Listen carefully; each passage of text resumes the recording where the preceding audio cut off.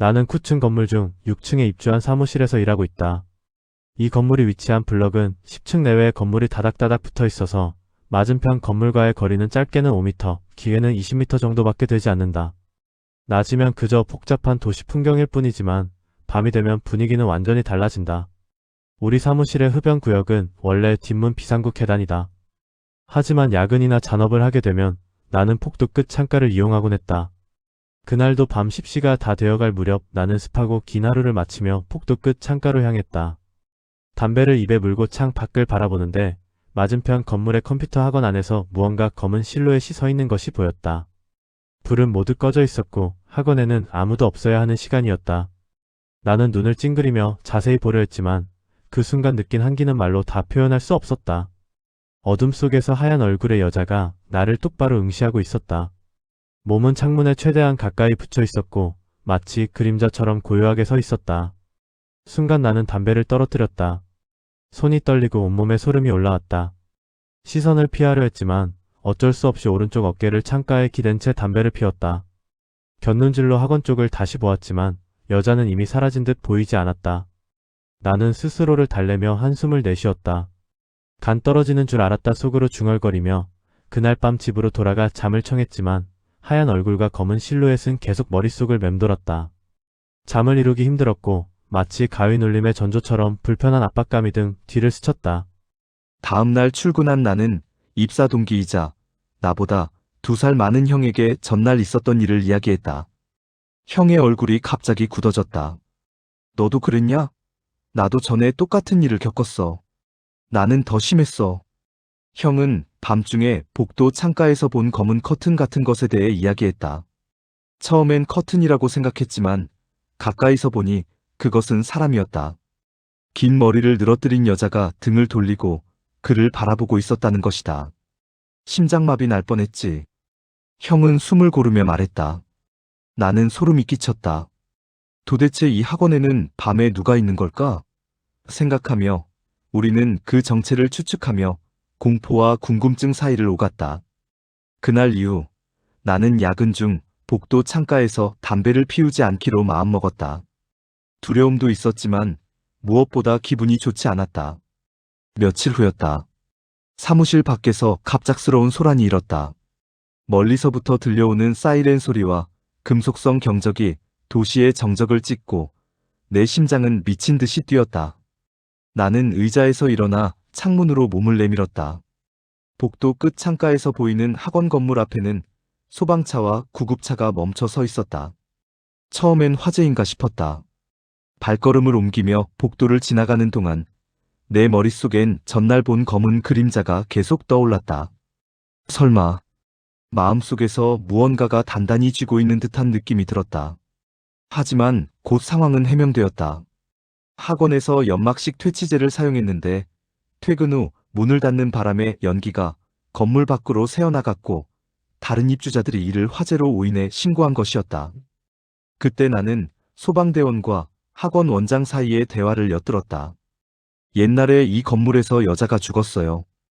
2년 전 미술학원 보조교사였는데 불이 나서 질식사했습니다. 그 한마디가 내 머릿속을 강타했다. 심장이 얼어붙고 손끝까지 한기가 번졌다.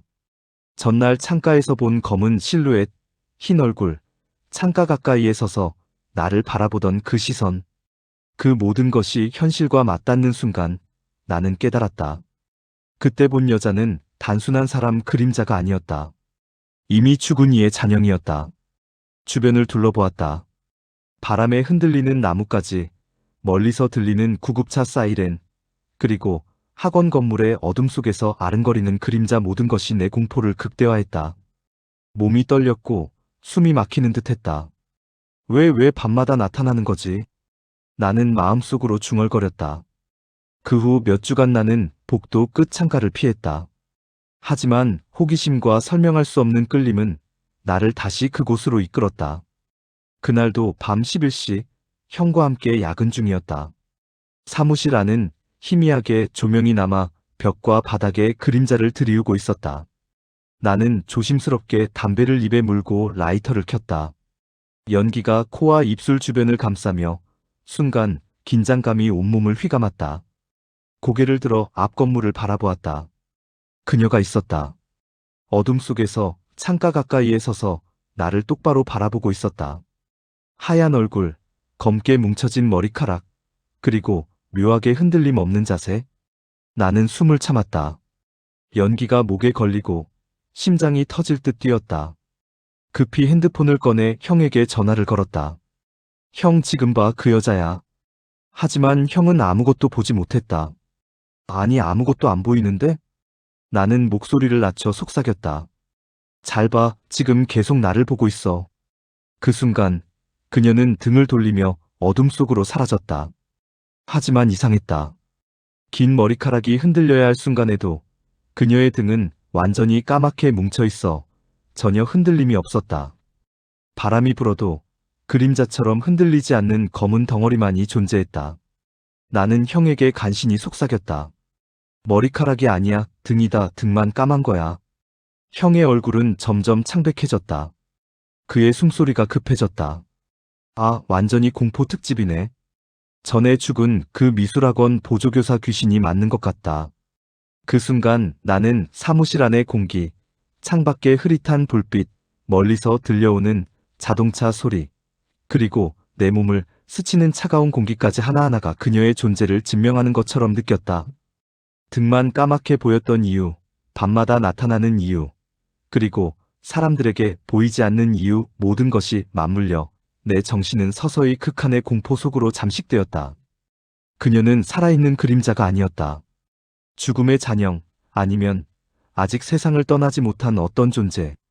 나는 다시는 복도 끝 창가를 바라보지 못할 것 같은 냉기와 공포로 가득 찬 밤을 맞이했다.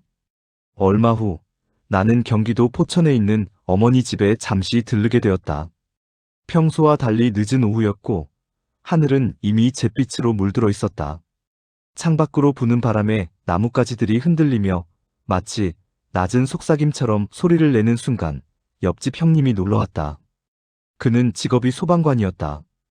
우리 대화가 자연스레 화재 현장 이야기로 흘렀을 때 나는 본능적으로 긴장했다. 왜냐하면 그 이야기의 주제와 내 사무실 건물에서 경험한 사건이 겹쳐졌기 때문이다. 형님은 낮은 목소리로 말했다. 야, 불에 타 죽은 시체를 보면 남자인지 여자인지 구분하는 방법이 있거든. 알고 싶어? 나는 고개를 끄덕였다. 심장이 빠르게 뛰기 시작했다. 마음속 깊은 곳에서 알 수 없는 불안이 치밀어 올라왔다. 남자는 대부분 출구를 향해 몸부림치다가 큰 대자로 발견돼. 하지만 여자들은 다르지. 숨을 곳을 찾다가 웅크린 채 발견되는 경우가 많아.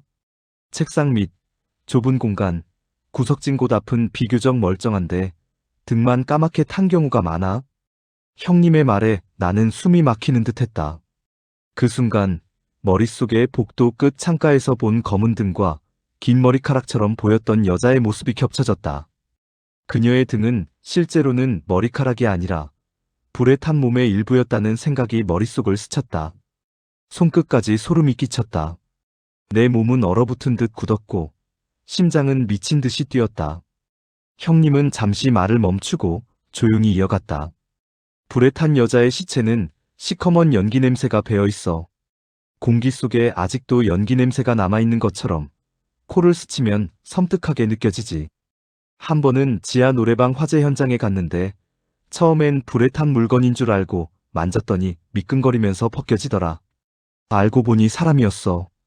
나는 얼굴이 창백해지고 손끝이 저렸다. 머릿속에서 사무실 복도 창가의 검은 그림자가 흔들리며 내 쪽을 바라보던 장면이 생생하게 되살아났다.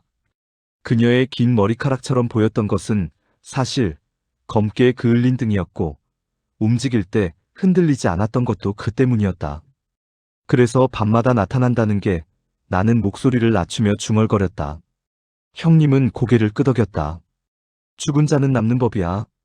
다 설명할 수 있는 건 아니지만 어떤 경우에는 눈앞에서 실제로 보고도 이해가 안 될 정도로 살아있는 사람처럼 움직이는 것처럼 보이지. 나는 손으로 팔을 움켜쥐었다. 몸에서 한기가 치밀어 올랐다. 바람이 불 때마다 창문에 달린 작은 철창이 덜컹거리는 소리가 마치 그녀가 다시 다가오는 듯한 착각을 불러일으켰다. 나는 등 뒤에서 차가운 공기가 스며드는 것을 느꼈다. 심장이 미친 듯이 뛰면서 머릿속에서는 사무실 창가의 검은 등이 형의 설명 속 웅크린 여자의 시체와 합쳐져 점점 더 현실처럼 느껴졌다. 나는 결국 의자에 몸을 웅크리고 형님의 말 하나하나를 새겨들으면서 공포와 동시에 이해할 수 없는 끌림을 느꼈다. 모든 퍼즐이 맞춰졌다. 그녀는 이미 죽은 사람이었고 내가 직접 봤던 것은 단순한 그림자가 아니었다. 그러나 왜 밤마다 그 창가에 나타나 나를 응시하는지, 왜 나에게만 보이는지는 설명할 수 없었다. 그리고 그 생각이 머릿속을 맴돌 때마다 나는 몸을 떨며 알 수 없는 공포에 사로잡혔다.